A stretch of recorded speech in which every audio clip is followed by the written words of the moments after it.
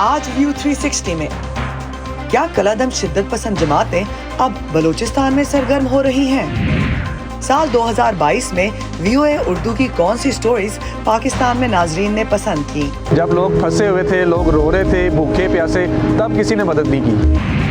اور دکھائیں گے آپ کو نیو یارک میں نئے سال کے استقبال کی تیاریاں۔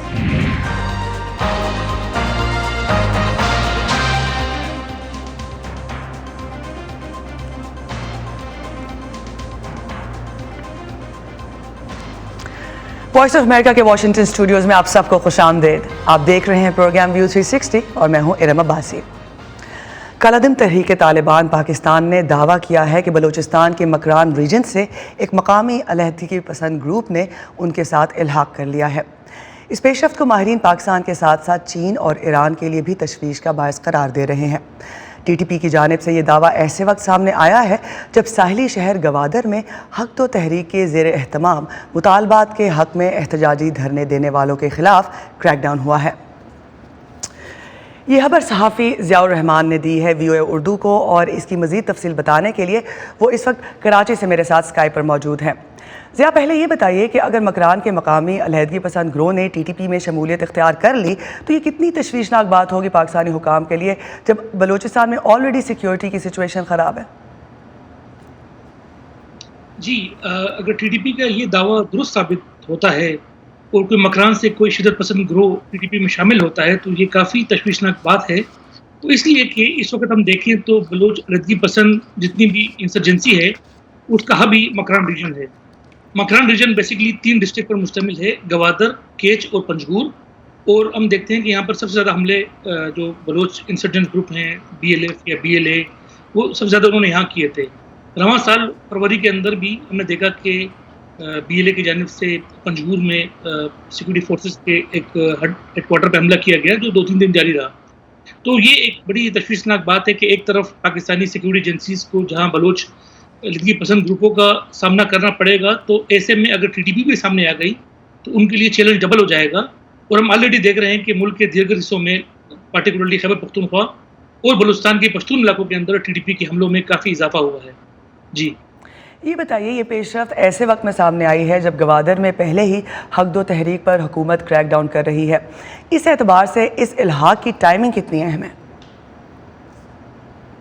بیسکلی میری رائے یہ ہے کہ چونکہ حق دو تحریک کے خلاف کریک ڈاؤن شروع ہوا تو ٹی ٹی پی کی شمولیت کی خبر دب گئی بیسکلی، جو بڑی امپورٹنٹ ڈیولپمنٹ تھی مکران ریجن کے لیے، چونکہ سارا میڈیا کا فوکس اور سارا گوادر پہ چلا گیا جہاں پروٹیسٹ چل رہا تھا۔ تو اور ویسے بھی ہم دیکھیں کہ پنجگور میں خصوصاً طور پر جہاں پر ہم نے دیکھے ماضی میں بھی پنجگور میں یا کیش میں غیر معروف گروہ کی جانب سے کبھی اسکول چلائے جاتے ہیں، کبھی ایسی ایمرجنسی کی اٹیکس ہوتے رہے ہیں، جس کے اندر کچھ نام سامنے آئے تھے ماضی میں لشکر خراسان نامی تنظیم میں۔ تو میرے خیال میں یہ ایک سنجیدہ ایک ڈیولپمنٹ ہے اور اس سے کافی تشویش ہوئی ہے جب ہماری بات ہوئی ہے لا قانون نافذ کرنے والے اداروں سے، پارٹیکولرلی بلوچستان میں۔ یہ بتائیے، بلوچستان میں سیکیورٹی صورتحال کا چین اور ایران سے کیا تعلق ہے اور ان کی تشویش کی وجہ کیا ہے؟ ہاں جی، یہ اس لیے امپورٹنٹ ہے کیونکہ ہم دیکھتے ہیں کہ ایک تو گوادر شہر ہے جہاں پر چین کی جو بڑا پروجیکٹ ہے سی پے کیا، جو ان کا بیلٹ اینڈ روڈ کا جو مین پروجیکٹ ہے گوادر پورٹ، آلریڈی ہم دیکھ رہے ہیں کہ وہاں پر چینی جو عادات ہیں ان پہ حملے ہو رہے ہیں بلوچ گروپوں کی جانب سے۔ اور حق دو تحریک کی جانب سے بھی ایک وارننگ دی گئی کہ اگر ہمارے مسئلے حل نہ ہوئے تو ہم چینیوں کو الاؤ نہیں کریں گے بندرگاہ استعمال کرنے کے لیے۔ ایسے میں ٹی ٹی پی کا یہ دعویٰ بھی بڑا امپورٹنٹ ہے کیونکہ ہم نے دیکھا کہ ماضی میں بھی ٹی ٹی پی کی جانب سے کافی حملے ہوئے ہیں چینی مفادات پہ۔ اس کی چونکہ یہ القاعدہ سے لنکڈ ہے، اور القاعدہ سے لنک جو دیگر تنظیمیں ہیں جیسے یوگرس کی تنظیم ہے، East Turkestan Islamic Movement, T T P کا ان سے بھی بڑا ایک اتحاد ہے۔ اور جب داسو میں حملہ ہوا تھا جولائی 2021 میں چینی انجینئرز کی بس پہ جس کے اندر 9 چینی ہلاک ہوئے تھے، تو اس ٹائم بھی چینی حکومت نے بیسکلی اسے ٹی ٹی پی اور ای ٹی آئی کا قرار دیا تھا کہ انہوں نے کیا ہے۔ تو میرے خیال میں ایسے میں چینیوں کی تشویش مزید بڑھ جائے گی کیونکہ وہ آلریڈی بلکہ دو آلریڈی بلوچ انسرجنٹ گروپ، دوسری جانب داعش، اور اب تیسرا ٹی ٹی پی بھی آ گئی ان کے مطلب ٹارگٹ کرنے کی لسٹ میں۔ تو چینیوں کی بڑی کنسرن بڑھے ہیں. ایران کا مسئلہ یہ ہے کہ چونکہ ایران کا بارڈر پاکستانی بلوچستان کا بارڈر لگا ہوا ہے مکران ریجن کا. ایرانی صوبہ ہے سیستان بلوچستان جہاں بلوچ کمیونٹی رہتی ہے, اور مکران ریجن کی پوری بارڈر ان کے ساتھ اٹیچ ہے, اور پنجگور کی جو لوکل پاپولیشن ہے ان کی بڑی رشتہ داریاں ہیں اس طرف کراس بارڈر, جہاں ہم دیکھتے ہیں کہ 2 گروپ ہے, ایک جیش العدل ہے اور ایک ہے گمنام, ایک اور گروپ ہے سنی گروپ ہے جو وہاں پر ایرانی حکومت کے خلاف لڑ رہی ہے.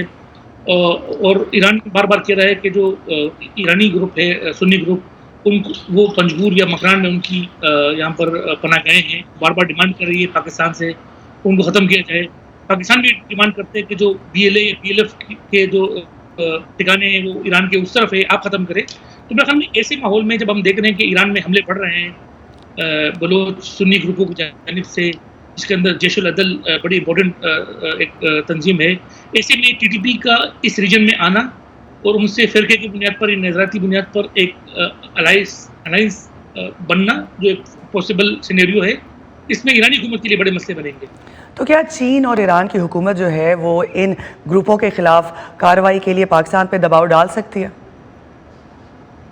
جی بالکل, ہم نے دیکھا ماضی میں نہ صرف پاکستان پہ دباؤ ڈال رہی ہے بلکہ پاکستان تو ایکٹ کر رہا ہے, لیکن ہم نے دیکھا کہ انہوں نے افغانستان پہ بڑا دباؤ ڈالا تھا جب طالبان کی حکومت آئی اگست 2021 میں. اور انہوں نے شروع میں کہا کہ آپ جو افغانستان کا جو صوبہ ہے کندہار جو نمروز جس کی بارڈر بلوچستان سے لگتی ہے, آپ وہاں سے بلوچ اس عسکریت پسندوں کے اڈے ختم کریں. تو ہم نے دیکھا کہ طالبان نے تو بلوچوں کے حد تک کچھ ایکٹیویٹیز کچھ ایکٹ کیا, انہیں ریموو کیا, لیکن TTP کا ابھی تک وہ ہو نہ سکا. جی, پاکستان اور چائنا دونوں کو بڑا کنسرن ہے کہ ضیاء بہت بہت شکریہ, ہمارے پاس وقت کی قلت ہے, بہت بہت شکریہ. امریکہ کے افغانستان سے انخلا کے بعد اب پاکستانی قیادت امریکہ کے ساتھ اپنے تعلقات کو ایک نئی اور مثبت نہج پر استوار کرنے کے لیے کوشاں ہیں. گو کہ پاکستان کے سابق وزیر اعظم عمران خان کے 3 سالہ دور حکومت میں پاک امریکہ تعلقات سرد مہر کا شکار رہے, لیکن رواں سال اپریل میں حکومت ختم ہونے کے بعد مجموعی طور پر پاکستان اور امریکہ کے تعلقات بہتری کی جانب بڑھ رہے ہیں. ہمارے نمائندے محمد جلیل نے اسلام آباد سے اس حوالے سے ماہرین سے بات کی ہے. افغانستان سے غیر ملکی فورسز کے انخلا کے بعد اسلام آباد اور واشنگٹن کے لیے تعلیم, صحت, سرمایہ کاری اور تجارت سمیت کئی دیگر شعبوں میں اپنے تعلقات کو پائیدار بنیادوں پر استوار کرنے کے امکانات بڑھ گئے ہیں. For the first time جو ہم سمجھتے ہیں ہمارا سب سے بڑا کامیابی ہے کہ پاکستان اور امریکہ کے درمیان جو تعلقات ہے وہ ڈی ہائفنیٹ ہو چکے ہیں. ماضی میں پاکستان کو ایف پیک کا نظر سے یا پتہ نہیں کون سے ایکرونیمز کے نظر سے دیکھا جاتا تھا, اور ایک مسلسل ایک کانسنٹریٹڈ ایفرٹ کے بعد نہ صرف ہم ڈی ہائفنیٹ ہو چکا ہے مگر دہشت گردی کے ساتھ ساتھ ہمارا سیکیورٹی کوآپریشن کے ساتھ ساتھ ہمارا پرائیورٹی ٹریڈ اوور ایڈ ہوگا. ماہرین سمجھتے ہیں کہ افغانستان سے امریکی انخلا کے بعد پاکستان اور امریکہ کے تعلقات وسیع البنیاد ہی رہیں گے, مگر افغان معاملات بھی ان میں کسی نہ کسی طرح شامل رہیں گے. وہاں مبینہ طور پر موجود تحریک طالبان پاکستان اور دیگر شدت پسند گروہوں سے نمٹنے کے لیے پاکستان اور امریکہ کے درمیان تعاون اہم ہوگا. میں سمجھتا ہوں کہ پاکستان کا دہشت گردی کے ختم کرنے کے لیے تمام ملکوں کے ساتھ تعاون جاری رہنا چاہیے بشمول امریکہ کے. امریکہ اور پاکستان اور پورے خطے کے سارے ممالک کا ایک مشترکہ مفاد ہے کہ اس جگہ پہ افغانستان میں دوبارہ دہشت گردی جو ہے وہ اپنی جڑ نہ پکڑے. تو میں تو دیکھ رہا ہوں کہ آئندہ آنے والے دنوں اور ہفتوں اور مہینوں میں پاکستان اور امریکہ کے تعلقات اس حوالے سے دہشت گردی کے معاملے میں تعاون کے حوالے سے معاملات آگے چلے. رواں برس امریکہ کی طرف سے پاکستان کے F-16 طیاروں کی مرمت کے لیے $45 کروڑ کے ایک معاہدے کی منظوری کو دونوں ملکوں کے لیے ایک مثبت پیش رفت قرار دیا جا رہا ہے. لیکن اس کے باوجود ایسا تاثر موجود ہے کہ پاکستان اور امریکہ کے درمیان وسیع اسٹریٹجک یا دفاعی تعاون کا امکان ماضی کی نسبت کم ہے, کیونکہ اکتوبر میں صدر جو بائیڈن انتظامیہ کی طرف سے جاری ہونے والی نیشنل سیکیورٹی اسٹریٹجی میں پاکستان کا کوئی ذکر نہیں ہے.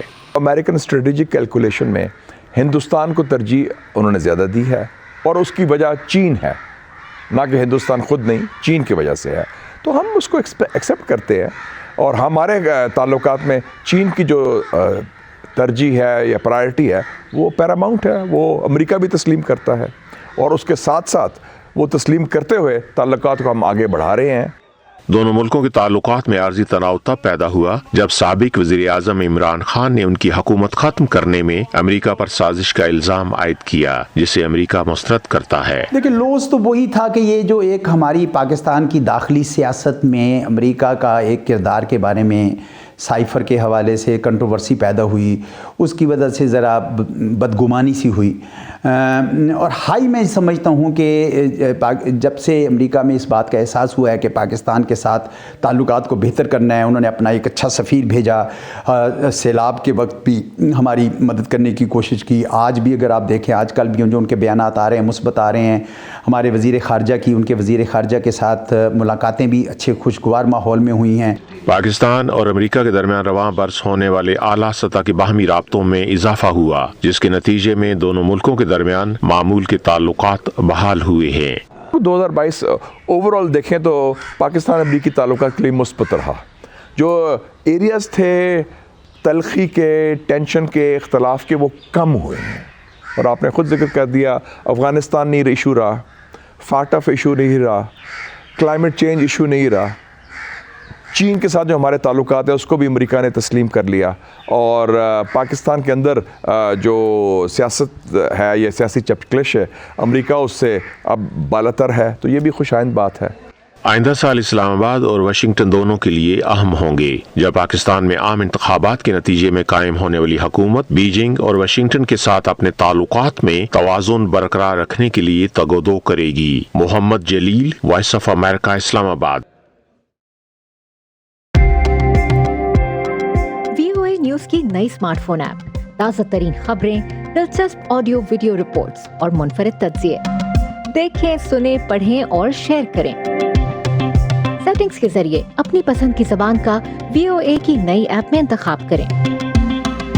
پراکسی کی مدد سے پابندیوں کے باوجود معلومات تک رسائی حاصل کریں. پش نوٹیفیکیشنز آن رکھیں تاکہ آپ رہ سکیں ہر لمحہ باخبر. VOA نیوز کی نئی smartphone app download کیجیے گوگل پلے اور ایپ اسٹور سے.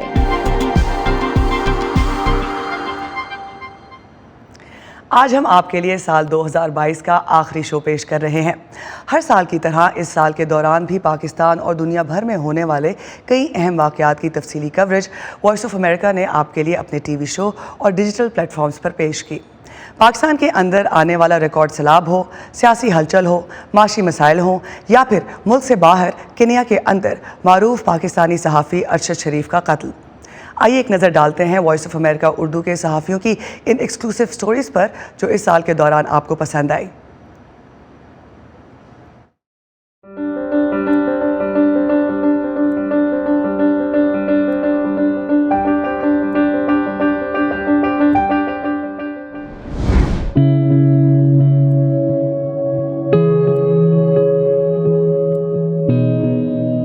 چند گھنٹے تک یہاں پر کرٹیکل حالت میں ارشد شریف اس جگہ پر موجود رہے.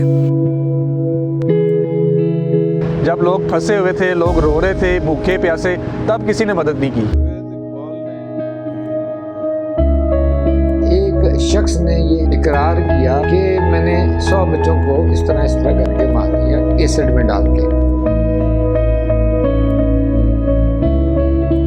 یہ انگریزوں نے شروع کی تھی یہ کمپنی بیک ان 1860.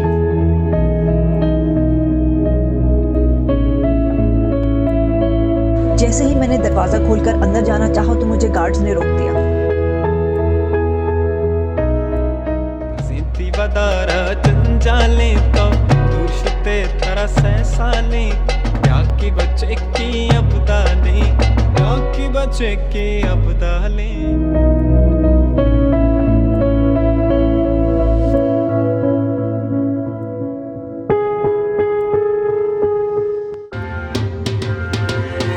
آزادی کے 75 سال. ہمیشہ میں گھر رہتی تھی تو ناؤ اٹ سیمز لائک کہ میں افورڈ نہیں کر سکتی گھر رہنا.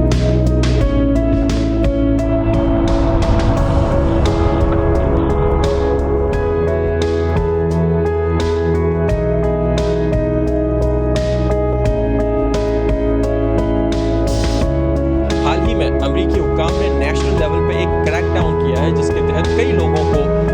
किया गया है। इस हवाले से रिपोर्ट मुरतब की है हमारे साथी बेनज़ीर समद ने, जो आप हमारे सोशल मीडिया प्लेटफॉर्म्स पर ज़रूर देखिएगा। इस वक्त बेनज़ीर हमारे साथ स्टूडियो में मौजूद हैं। बेनज़ीर से सबसे पहले ये पूछते हैं कि बेनज़ीर ये बताइए कि हमारे व्यूवर्स को कौन सी खबरें हमारे प्लेटफॉर्म्स पर पसंद आएँ और क्यों?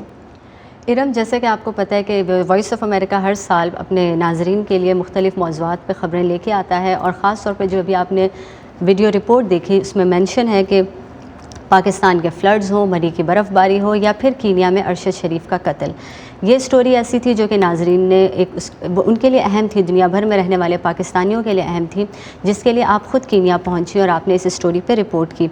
रशिया यूक्रेन वॉर की हमारी कवरेज इस साल जारी रही, ख़ास तौर पे उर्दू ज़बान में वहाँ से ख़बरें लाना और हमारे नाजरीन को ये बताना कि रशिया और यूक्रेन की इस सूरत हाल का पाकिस्तान पे क्या इम्पैक्ट है।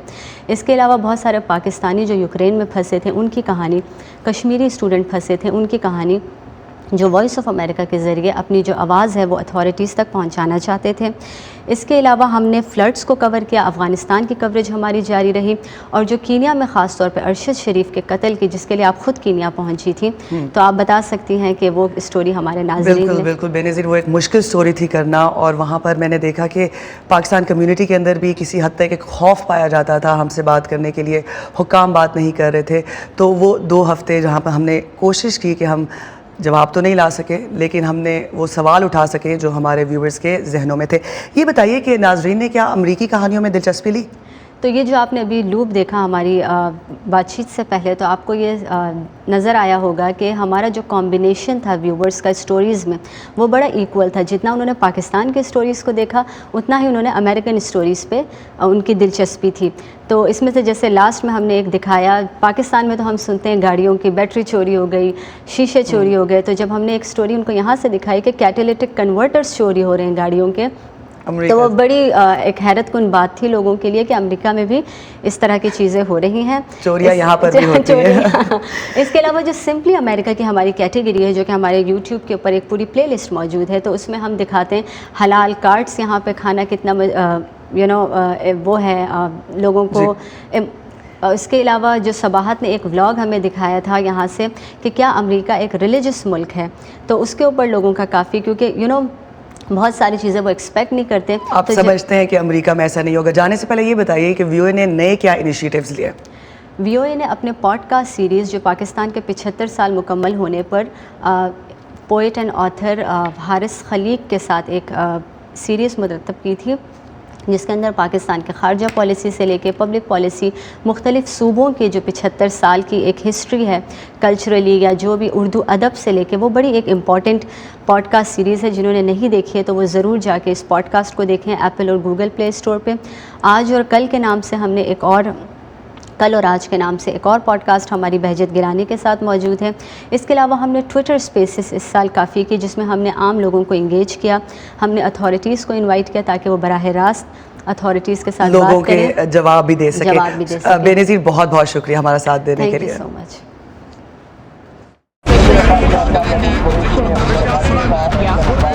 खबरों के पीछे नहीं भागते,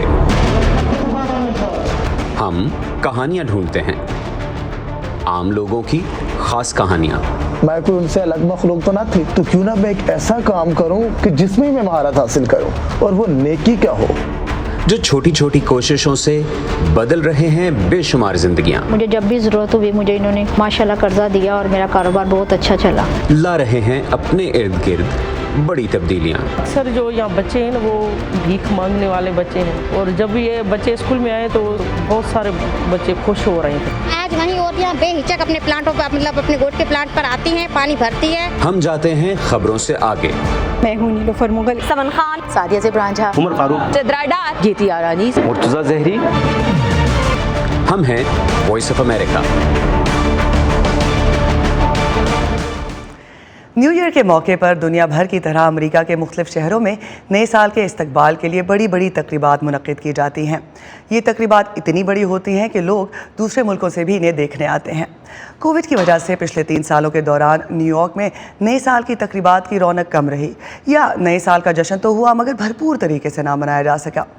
اس سے پہلے ایسا دوسری جنگ عظیم کے دوران ہوا تھا جب نیو یارک کے ٹائم سکوائر پر نیا سال شروع ہونے پر بال ڈراپ کرنے کی تقریب کو 2 سال کے لیے منسوخ کر دیا گیا تھا، لیکن پھر بھی لوگ اس روایت کو دیکھنے اور 1 منٹ کی خاموشی اختیار کرنے وہاں آئے۔ اس سال نئے سال کے استقبال کے لیے کیا تیاریاں ہو رہی ہیں، یہ جاننے کے لیے چلتے ہیں نیو یارک میں ہمارے ساتھی انشمن اپٹے کے پاس۔ انشمن، اس بارے میں بتائیے کہ اس سال کیا تیاریاں ہو رہی ہیں اور یہ پچھلے 3 سالوں سے کیسے مختلف ہیں؟ جی ہاں ارم، یہ کووڈ وبا کے آنے کے 2 سال بعد یہ پہلی بار ہوگا کہ نیو یارک میں لاکھوں کی تعداد میں یہاں پر لوگ جمع ہوں گے، ایسا اندازہ لگایا جا رہا ہے۔ آپ میرے پیچھے دیکھ سکتے ہیں کہ 1 ٹائم اسکوائر بلڈنگ ہے، اس کے اوپر ٹھیک چھت پر ایک فلیگ پول لگا ہوا ہے، وہیں وہ جو ایک کانچ کے کرسٹلز کا بال ہے اسے لگایا جاتا ہے، اور ٹھیک 31 دسمبر کے رات کے 12 بجنے سے ٹھیک 1 منٹ پہلے ایک کاؤنٹ ڈاؤن شروع ہوتا ہے، اور دھیرے دھیرے اس کانچ کے کرسٹلز کے بال کو دھیرے دھیرے لوور کیا جاتا ہے یا نیچے لایا جاتا ہے، اسی کو بال ڈراپ کہتے ہیں۔ اس کے بعد تقریباً 1 ٹن کنفیٹی لوگوں، یہاں جو لاکھوں کی تعداد میں لوگ جمع ہوتے ہیں ان پر اس کنفیٹی کی ایک طرح سے بوچھار ہوتی ہے۔ خاص بات یہ بھی بتانا چاہتا ہوں کہ یہاں پہ ایک وال آف وشز لگائی جاتی ہے، 1 دسمبر سے لگائی جاتی ہے، جس پر اپنی جو نئے سال سے جو امیدیں ہیں، جو خواہشیں ہیں، اس کا اظہار لوگ ایک کاغذ پر اتار سکتے ہیں، اس وال پر وہ لگائی جا سکتی ہے، اور جس کنفیٹی کی وہ بوچھار ہوتی ہے اس میں وہ خواہشیں بھی ملائی جاتی ہے۔ ایک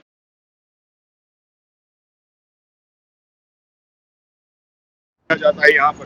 پچھلے 2 سال کچھ مایوسی اس مواقع پر یا اس ایونٹ پر چھائی ہوئی تھی، جیسے آپ نے بھی بتایا کہ کووڈ کی پابندیاں 2020 میں تو جوش و خروش سے پابندیاں لگی ہوئی تھی، کچھ گنے چنے فرنٹ لائن ہیلتھ ورکرز کو اس ایونٹ میں شامل کیا گیا تھا، اور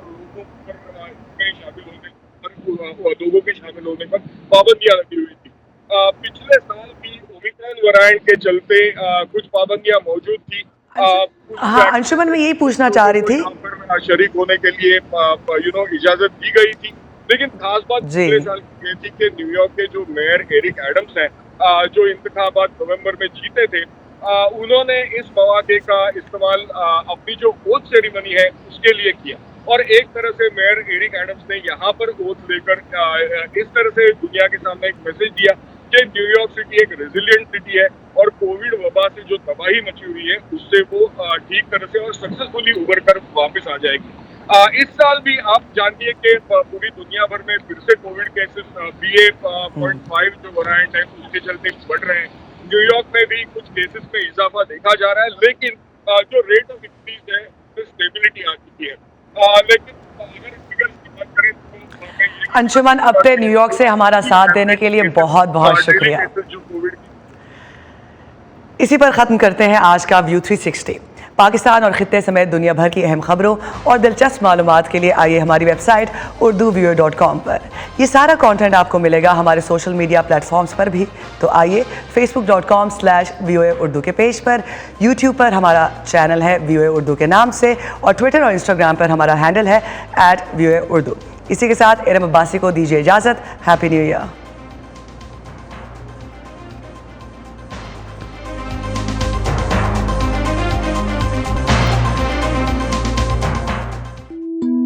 کیا آپ کے موبائل اور لیپ ٹاپ پر وائس آف امریکہ کی ویب سائٹ نہیں کھلتی؟ تو آپ ہمارا کانٹینٹ دیکھنے اور پڑھنے کے لیے ہمارے فیس بک پیج پر آئیں۔